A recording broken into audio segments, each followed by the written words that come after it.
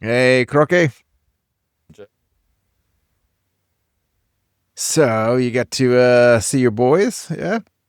Yeah, big summer break for them, and it actually lined up with the school holidays here, so they got to spend some time with their cousin as well. But they got to finally meet Nice. their baby sister. That was fun. Oh, Yeah, nice. Now yeah, you're it's the crazy. small one of the three of them now, right? So yeah, she's two. The boys are all teenagers now. So No, I mean you're the smallest. So what? You got one of the who's like boys, seven yeah, foot yeah. My five, my four. boys are monsters. I don't know what this is. I think it's the steroids in the KFC over there or something. Except they're vegan, so I don't know how that works. uh, you did tell me about how they're vegan. They're holding strong, so that's good. Yeah, yeah, practicing, So practicing practicing no vegans. meat. I did attempt to go vegan for a short amount of time, but then what really was happening is I was just sneaking meat off to the side. Yeah, yeah, So yeah. I I call it tried it, but part-time vegan. I love like it. when you're I love it. asleep, Part-time vegan. You skip one meal with meat. Yeah. when you're asleep, yeah, you're like, oh, I haven't eaten meat all night. Or you So have a vegan side of the plate, and then you have your meat on the other side of the plate, and you start off with a vegan course, and then you do a meat course. we'll see. In Texas, brisket is not considered meat. That's a vegetable. So, and if you go Yeah, to any barbecue here, what's funny is I was just in Oregon, and what they call a barbecue, they had hot dogs. And I was like, hot dogs are not a barbecue. That's a grill thing. You can't use the word barbecue if you're going to have hot dogs. They're just not the same. Not the same not thing at all. unless they're sausages. They're probably frankfurts, The right? Texas barbecue. And the only vegetarian thing they will have is coleslaw and potato salad and bread. That's your those are your only options. Everything else is going to be brisket, sausage. If they have chicken, then it's not a barbecue. So you've gone somewhere wrong. But yeah, but they'll have maybe some pulled pork or something like that. But these are all staple. You know, Do they know what lamb is in Texas? they don't eat a lot of lamb here. I think. In fact, I'm Lamb's trying to big think. I here. think the. I guess on Easter they eat lamb every once in a while. But other than that, which is kind of strange that it's Easter that they'll eat the lamb. But Is I that a do religious remember thing? lamb. I guess that's what I was just thinking. I was like, slaughter the lamb on Easter. I They don't know. sacrifice the lamb. Yeah. Yeah, that's probably what it is, right? Yeah, I do remember having some mutton, there. Although I don't think it was actually mutton. Isn't that's young sheep, right? Mutton? Yeah, or Or you is it can have old? underground mutton, which is rabbit. Did you eat rabbit? Ah, I've eaten rabbit. I grew up eating Yeah, jackrabbit in Oregon, but I didn't eat it there. I had lots of kangaroo though. yeah, yeah. I remember eating lots of It's kangaroo. actually pretty good. It's actually pretty good. I remember we were It's so poor. lean. We Yeah, were buying the dog meat kangaroo and grinding it. Or we didn't grind it up. It was ground up, so we had it as a, yeah. It makes good spaghetti the right because exactly it's the because it's spaghetti meat. lean. Yeah. All right. Well, welcome to the conversation where we unpack the wild, interconnected chaos shaping our world, including the population's decline and all the reasons for it. It has been a crazy week. We have now, since I think, last connected, we both bombed Iran. And now, if we tag on the back of a conversation we had before, where Patel was on Joe Rogan saying, no, there's no files. Epstein killed himself. And Bondi was, clearly saying there are lots of videos. They're on her desk and they're next to all the files on her desk and she's just going through them. And now we have a complete fracture going on inside the MAGA movement where a lot of them are calling for Bondi's removal because she's running the Department of Justice and won't let her out. And now we have the president who is basically calling any supporters or previous supporters, I'm doing air quotes for those not watching, saying previous supporters because they are calling it fake news and saying it's a hoax and a conspiracy of the Democratic Party, even calling out crooked Hillary and, Joe Biden who put this all together and made a hoax of this Epstein business. So it's almost comical because you're starting to see the MAGA movement questioning who they elected. Yeah, it's interesting for sure, because I was under the impression that Trump actually ran on exposing or releasing the Epstein list. I can remember it wasn't that many months ago. I mean, how long has he been president for? Has he been president for 6 months yet? Yeah, about 6 months. I mean, he was Well, I'm in sure in office that time January already, I 20th. remember seeing a massive press to do and release with, all his favorite influencers and their different Epstein files and something called Phase 1. So what was that? Well, they did run. I mean, if you break down MAGA, it was, at the top of it was no more war. And so they were very anti assisting Ukraine.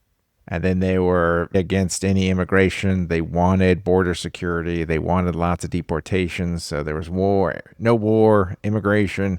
And then they were, the DEI movement. They wanted no more DEI. So, that came down to getting rid of U.S. aid and then ending woke, which I would say that part they seem to have, accomplished. They haven't ended But then woke. there They've was rebranded it. They've rebranded woke as MAGA. right. Or at least the It is president true. has. It is true. Instead of merit based, you have to either be connected or good looking. I mean, that's really what the new branded woke is. But now they're in Iran. Immigration seems to have turned on them because you'll find lots of people are like, wait a minute, I thought we were going to be deporting, gangsters and, lots of people creating civil unrest. Instead, we're going after everyday workers, farmers, families, and friends. And so a lot of people are not so keen into what's going on in immigration. And the other one they ran on is transparency. This whole event of transparency was, the arrests, all these arrests, and that was all the way from Fauci to releasing the JFK files, which they released JFK files. I think that's the only one they did. But of course, it was finally getting down to the truth behind this great Epstein conspiracy, which ties all the way down to like QAnon and the other conspiracies that have been kind of behind the Democratic Party. Well, see, that's the problem is too, like, so anyone who really knows anything about Epstein, it ties into, like, you don't want to have to say that he's working for CIA, but he definitely has CIA secrets that he's aware of and that he's working with and around some of the most prolific and important scientists of our time. Like the reason why they don't want to approach Epstein is because it really does tie into the health stuff as well. Epstein is behind the vaccines. Epstein is behind the mRNA vaccine development and deployment. His money and his influence is all over those systems. That's why Trump he doesn't want definitely to go did there. That's why a Trump lot was a of big supporter fundraising. of Project Warp Speed as well, because that is all Epstein. And Epstein did raise a lot of money. And what you're talking about is the other leg they stood on, which was really this, what has become MAHA, Make America Healthy Again. And, they were able to get RFK Jr. into Secretary of Health. And so, he's been there for a while. And he's taken on a number of roles and done a few things all the way down. So I'm quoting here, but we're probably going to stop publishing the work of the government scientists, quote unquote, in the Lancet, the New England Journal of Medicine, JAMA, and those other journals because they're all corrupt. This is by Kennedy. And they are doing an exchange. They're no longer passing through some of these journals. And instead, they've kind of created a journal of their own. And so then what else happened was there was the removal of all the members of the vaccine advisory panel of the Centers for Disease and Control and Prevention, which is the COVID group. So that's been disbanded. It's almost like the Musketeers. They're done. And so you have, RFK, right, exactly. You have RFK kind of coming in and shaking house, for to say. But the thing that's really been changed is, let's break this down, I think, into 3 topics, is one of them is research. Research is changing. They're literally saying that there are gatekeepers and that the pharmaceutical companies have taken over the world of research, and they have become both the influencers and the gatekeepers for the way that information is being passed out. And so it really changes how we look at things as far as deconstructing how science is done in this country. Well, I think there has definitely been gatekeepers, not just in the medical industry, I think in lots of sciences in America. And I think this is part of the time and crisis that we're seeing right now. Like I imagine, I know that you're a bit skeptical about where AI is right now, but it's how people can use those tools to leverage and gain further developments in science. But so I think there's been gatekeepers in a bunch of different industries, and I think there's going to be more. So we could call the COVID as a crisis. I don't think it's a crisis in the sense that it was a medical emergency. I mean, it was a crisis in the fact that such a insignificant variable in a disease that could be easily transmitted could shut down the whole planet for bloody an extended period of time. That was crazy. That was the crisis. And we're going to see more of those types of crises, not just in the health industry, but in other industries and systems. The vaccine's a touch point here, as you said, that it impacted, because one of them, RFK, he ran his campaign before kind of jumping into the MAGA movement on making a connection between vaccine and autism studies, which was later retracted. But as he's made this argument that a lot of these journals, they make money on ads, and so this is corporate capture. It's just a way for pharma to give us misinformation, and then all the peer reviews are biased. And his fourth one that they say is that we are over medicalization. We seem to, have a lot of medications that seem to be prescribed in this country. So MAHA seems to have a following where there is a health desire. But how they're doing it is somewhat interesting. MAHA's focused on health, but they're taking on all research at the forefront. And so J.D. Vance jumped in this, and he says, quote unquote, experts have a reproducibility crisis. They have PhDs, but not common sense. And so this is really a movement to take on all research and how we bring about research and how we bring in these gatekeepers. Think, and you don't agree with me on this, I honestly think they're about to do the switch. I think they're going to start using the computer, the learning language models as the experts. They're going to take away expert badges from people because people can't be trusted. People are flawed. They'll use Fauci as an example of that. And then they'll recreate trust in the system. They're already doing it, but they'll use AI to recreate trust in the system. AI will replace Google. AI will replace dictionaries. AI will replace experts and journals. AI will become the new, in every industry, AI is going to provide a better explanation, a better model, and a better, guide for any subject.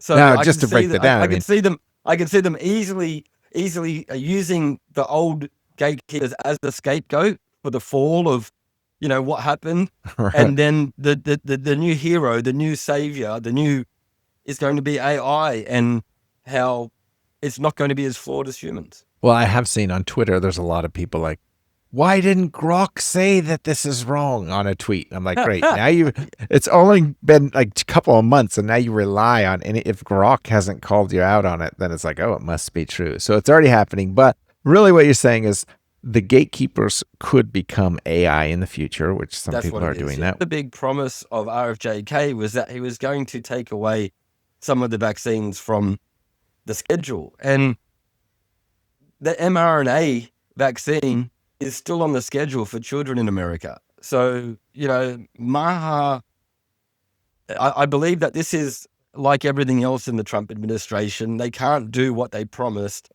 So they're picking a big distractive fight that sounds crazy, because it is. You got to take away all the scientific publishing and the standards that we've all used for the past decades, and replace it with what? I'm saying AI, but you think that they're going to replace it just with the government, with communism? Well, that's what they want to do. So right now we have like these companies, MDPI, Frontier Media.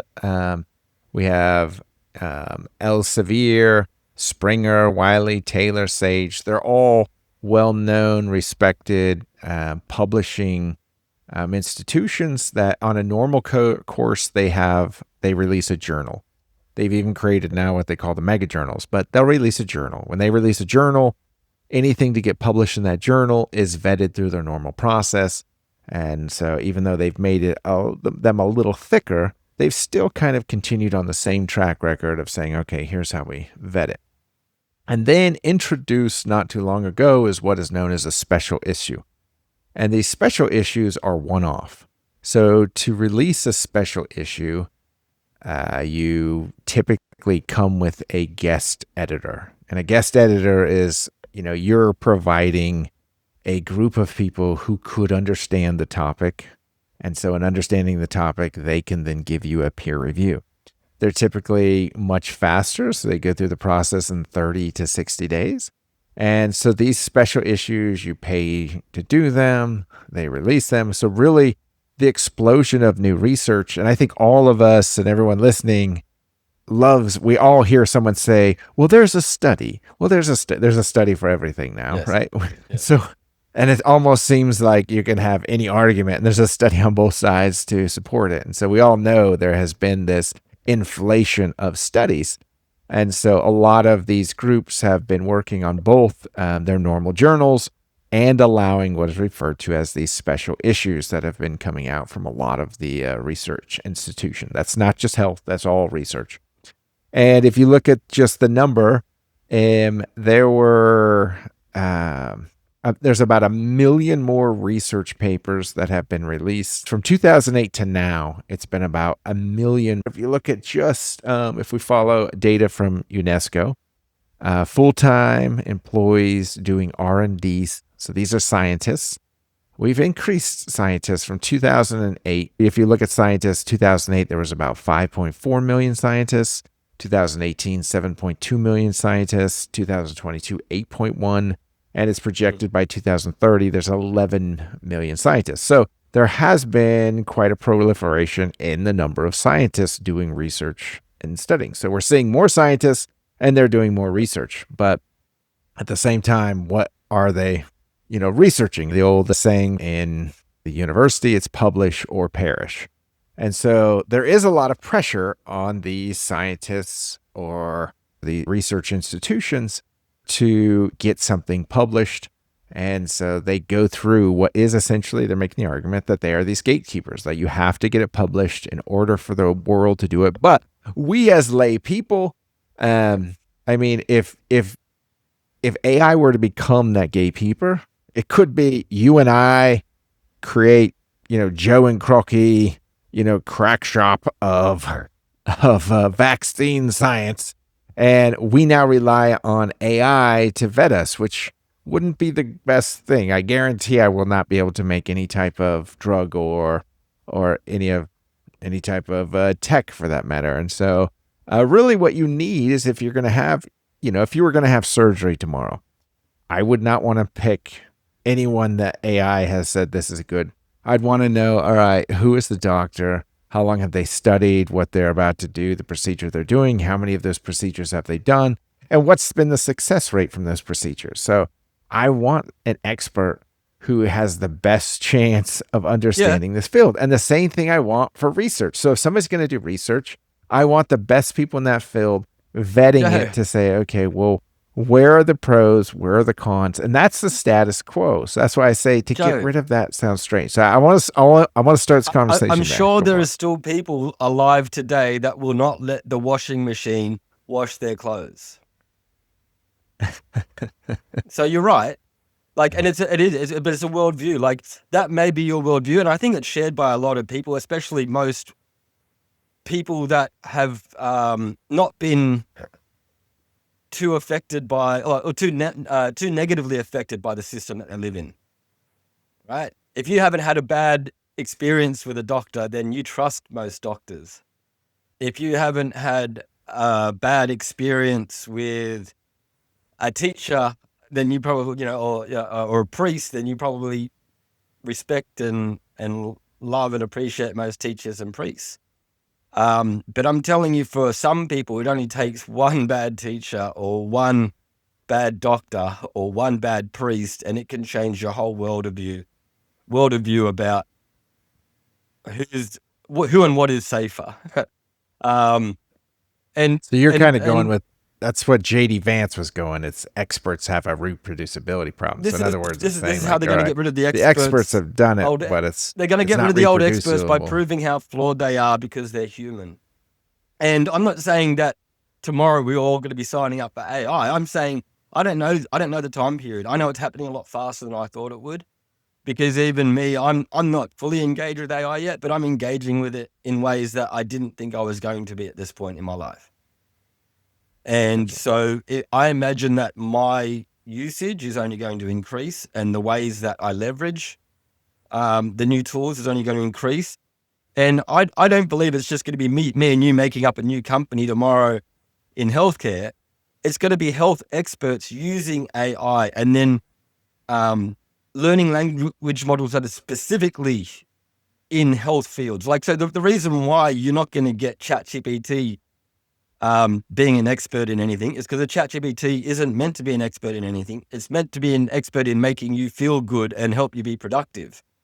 It's drawing from certain libraries of information to give you that. Whereas if you're using AI in specific fields right now, then you're not trying to overwhelm the learning language model with information that it doesn't need to know. That's only going to distract from the outcomes that you need from it. So let's tackle that. Let's tackle kind of what you're talking about, which is so really learning at the heart of language it. models become it's more bias. like a program than it's just a new application. It's just a new X-ray machine. But the X-ray machine has changed the way doctors do practice medicine. The LLM models, these language learning models, a way for a human to now interact with these AI models. But don't they still create a type of bias that is, potential for manipulating the overall sure. data? Good example of that is like you'd hear people on Twitter talking about Grok, right? And like Grok, I think if you ask Grok what a woman is, I don't think it'd be able to give you an answer. So, so like I get what you're saying there, but there is industry specific models. Like there is, even if you were to get alert, like, I don't know, are you using any kind of agents, like an AI agent for your business yet? Like for automation or anything? Not yet, but I do follow all of it because I think it. Okay, right, but so when you do get one, what you'll be doing is you'll be taking a learning language model and you'll only be putting into it information that's relevant to keep it on topic. Like there'll be a bit of humanization in there. It'll be able to hold a conversation, but it's not going to be able to give you answers about, did you hear about what Grok did recently and how it went totally rogue? And it basically planned out an assassination of a gentleman who was, I wouldn't call him left-leaning, but he's kind of balanced and kind of against the institution. But it definitely went rogue after some updates that Elon Musk promised. And so that's where I'm like, these people who are managing these AIs, I mean, how is this any different?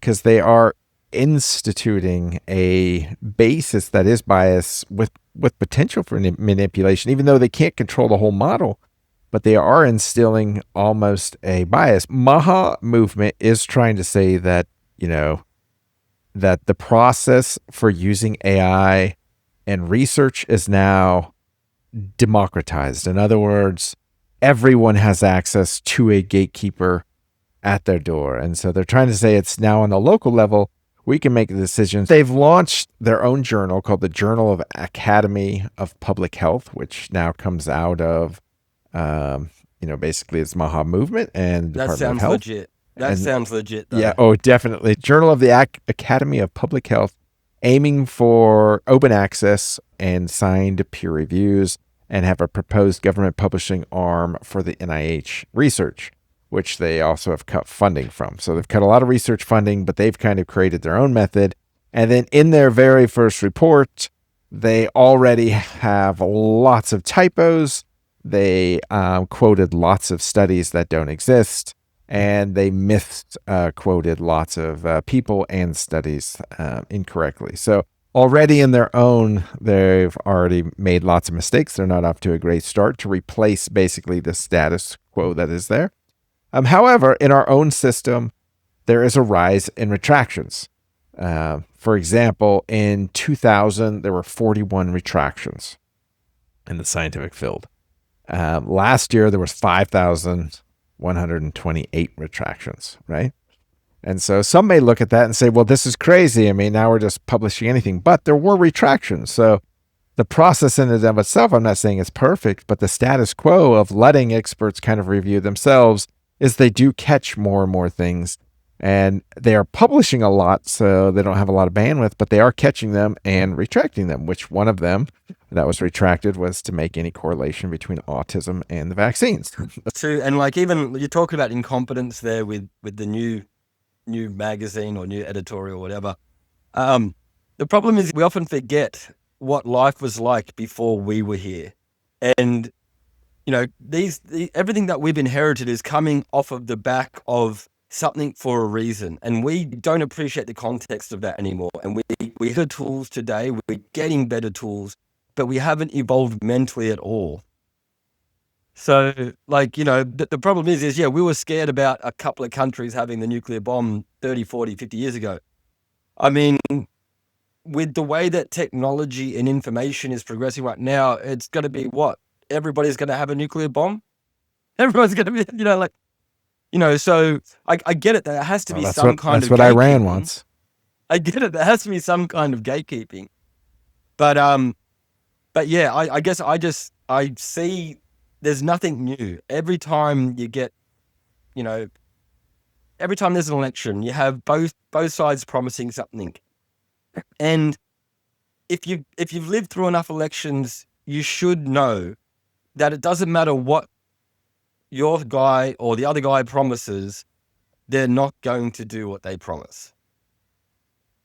But somehow every 4 years, we get into this self-induced frenzy of trying to pump ourselves up into believing that this time our guy is going to do the things that he promised to do. And right, but isn't that the whole point? It's almost like the Fed chair seat. Research should be something that is outside of politics. So it should be something 100%. That is going to pass. The problem any is that the research system. Department, like the research creates its own politics in its own industry, right? Like you get your own hierarchy and like this is what happens in every industry. This is what, like, so this is why with AI, we kind of have a conversation sometimes where we talk about AI like it's a general thing. But it's not. Like there's lots of different learning language models. Like there might be only 3 main big ones right now that we know of. I'm telling you, they wouldn't have let us play with this if they didn't have it a long time ago, right? And they wouldn't be letting us play with this stuff if they didn't have something that they thought was better. So you think there's something hidden, secret, and we're just playing there has with the to be. I'm sure they've got models they've never let out. Yeah, 100%.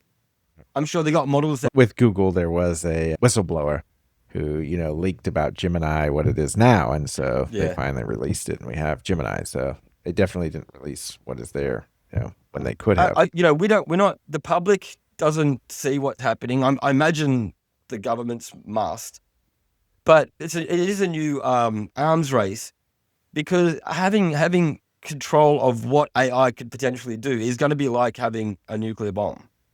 And if you've got one and the other team doesn't, then you win. Humans are being attacked with some new virus. AI cannot go to the Amazon and research different beetles and leaves that ultimately find some cure. I remember with the swine flu.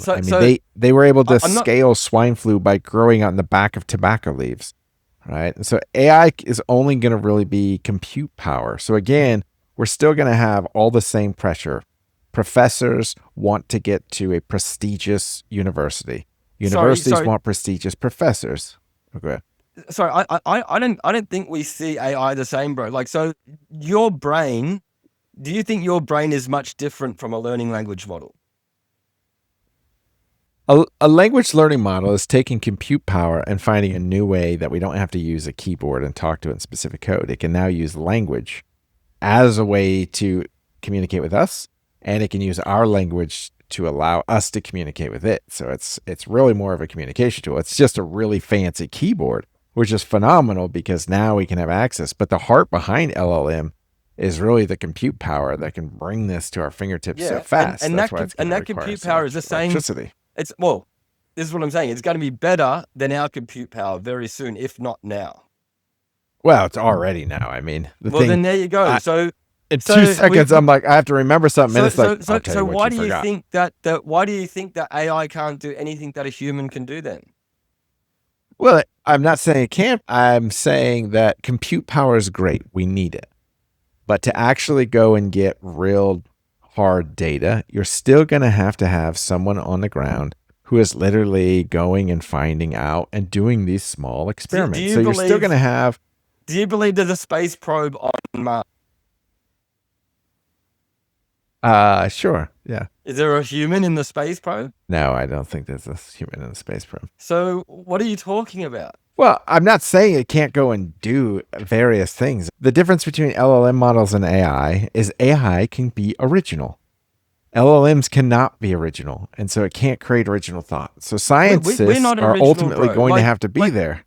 We're not original. I don't think...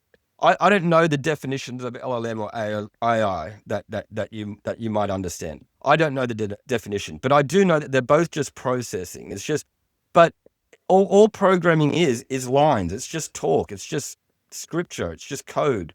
Just another. It's like having electricity or not having electricity, Joe. That's all it is. Right. But we're still going to need scientists. Humans could live. Humans could survive without electricity. But we do it. Let's just say, for sake of argument, we need scientists. So AI's role in this is going to be, it's a gatekeeper for us to access, or we use publishers, of which I imagine is where AI would get its information. Because AI is going to say, I don't know how to say what's true and what's not true, so I need some gatekeeper to help tell me. Part of this transition that we're going to witness is the evolution of publishing, right? Publishing is not going to stay the same. Media is not going to stay the same. We're already seeing that it's changing.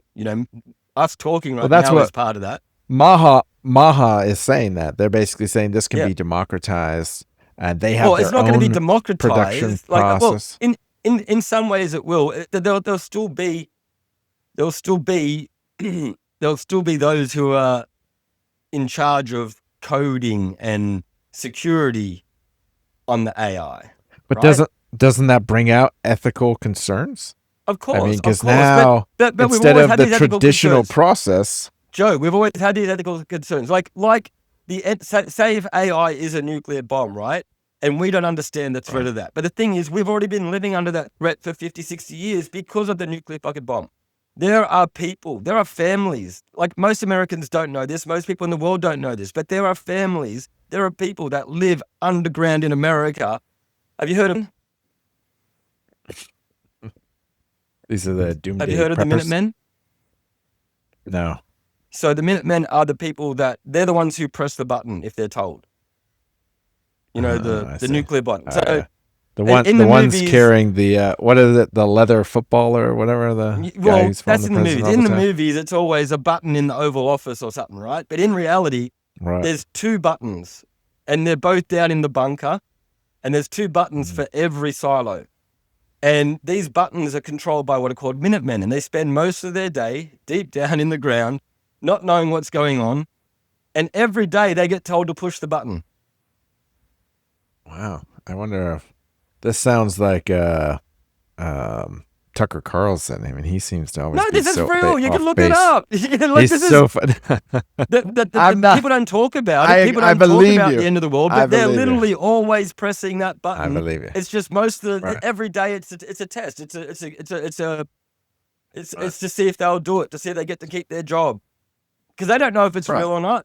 Let's use this example. Example, right? So they have to get orders from president through some football bag he's carrying Oh, all the there's so codes many with. They channels. tell They're him, part of that they release. system. Yeah. So there's a channel, right? So, but that's the Mhm. same thing that we're talking about with research. There's an ethical concern about how and what. So if AI just says, oh, this is accurate, then people blindly believe it. So we need basically some type of institution to be able to say this. We have Dr. Jay Bhattacharya and Dr. Marty Makary, who now lead the NIH and FDA respectively, said that all of these journals are fundamentally untrustworthy and need to be challenged to replace, which is why they have led the effort to try to produce their own paper. So then the Justice Department sent letters to the top 15 journals inquiring about fraud, political bias, censorship, alleging they were basically publishing lies. This isn't just about a scientific debate anymore. It's literally a direct political assault on perceived institutional bias.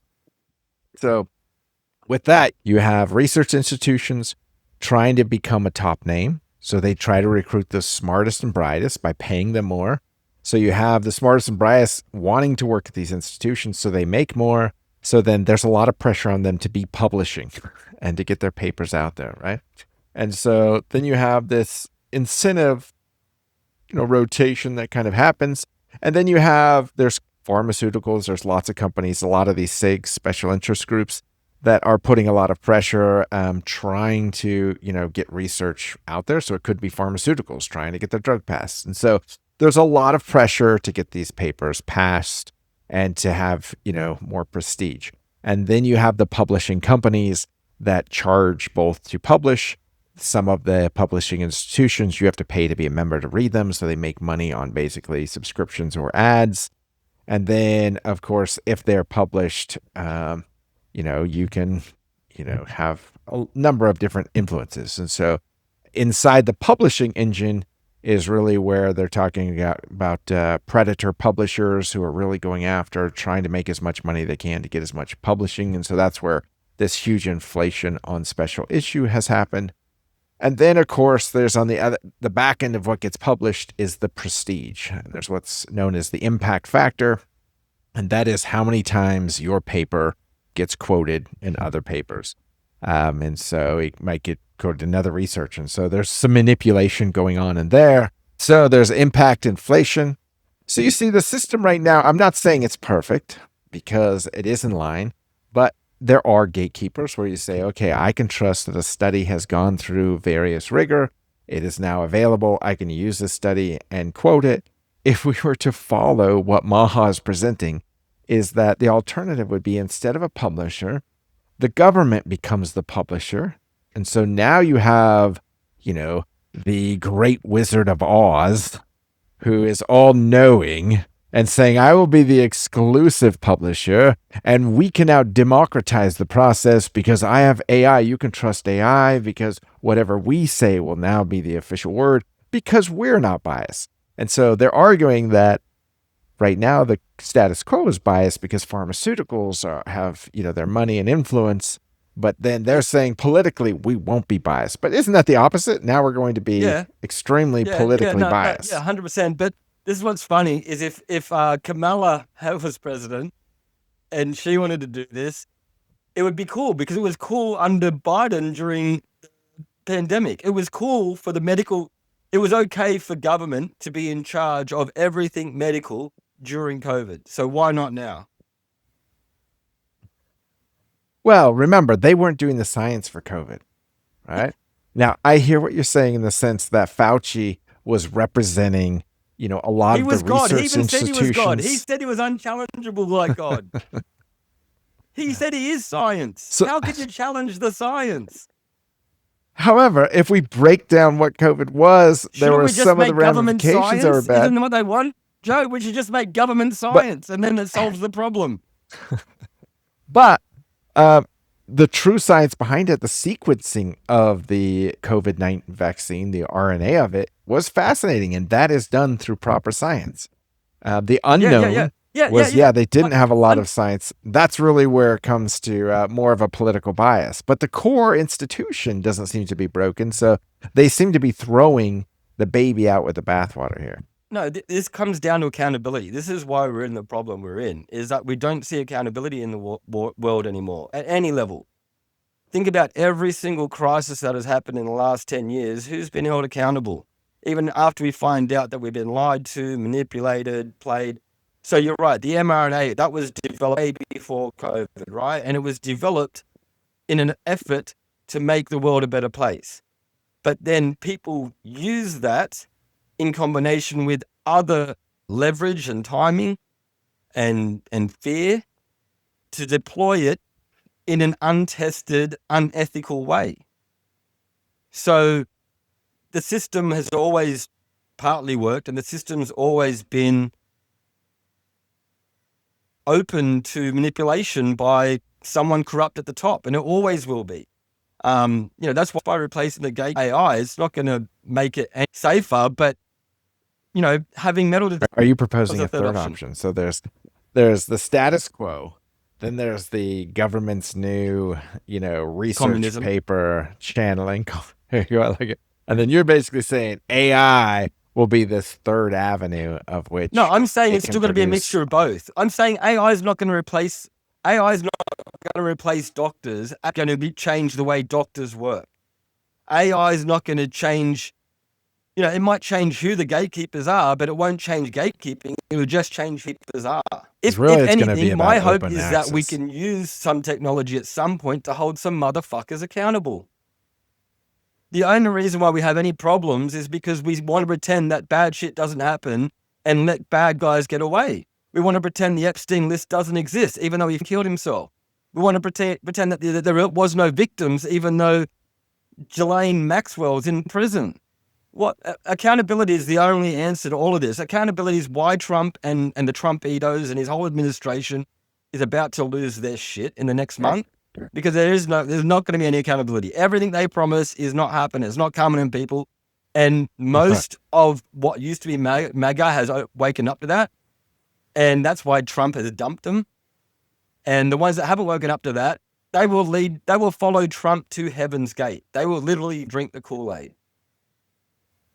Yes, I think there is basically, I released a meme recently where it has Trump basically pointing off a cliff, and it's to MAGA, and at the bottom of the cliff is, Iran, we have 37 billion debt, we have a $2 trillion deficit, and we have Putin, and they're just like blindly running off a cliff. And I think that is to the point, is that, there is a lot of shakeup. There's a lot of stuff going on. But now when they actually have to govern, when they actually have to put things together, they find out it's not as easy. And this could also, I think we're soon going to find out that COVID's down the same line. These are a bunch of people who are trying to grasp and figure out the situation that they had at hand. In general, I think a lot of them were trying to do the best they could. I don't think it was for a controlling conspiracy. And that is why you are going to stay in this problem, Joe, is because you don't believe in accountability. You just want to, like Trump, you want to, there is no Epstein list. Are we still talking about Epstein? You just want to move on and no accountability. And that's why we're in this show. That is why I want accountability. Fall apart very next couple of months, because AI won't work if there's no accountability, right? I want accountability. I definitely want accountability. But I want accountability during a process. That means when we elect people, it's not a sports team. It doesn't make you feel like an idiot for believing something that wasn't real. You want accountability. We've elected a president. As long as you were right. Well, wanting accountability doesn't mean like after the fact, let's hunt down everyone we didn't like what they did. No, I'm saying accountability. Let's acknowledge what happened first, instead of still pretending that we need to debate about stuff. The debates are all lies. The debates are all hoaxes. The debates are all mirrors, because like the debates about Epstein, for example. Of course there's an Epstein list. Both sides at different times. You could quote either party saying there's an Epstein list.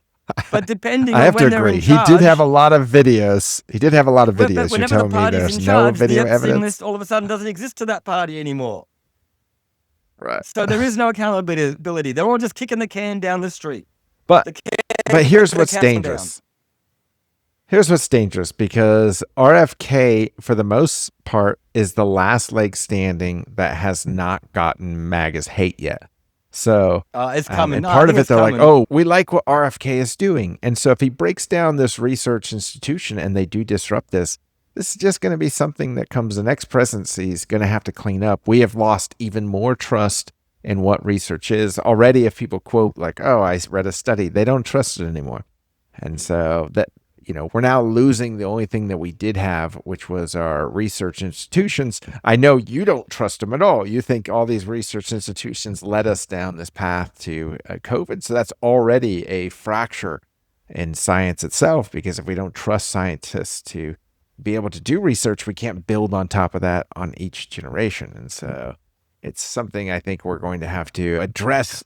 It will be interesting to see, and we'll have to follow this on the MAHA movement and see how they progress. And So I just think that science is our way of trying to understand what we observe and put systems in to try and control it. That's what science is, right?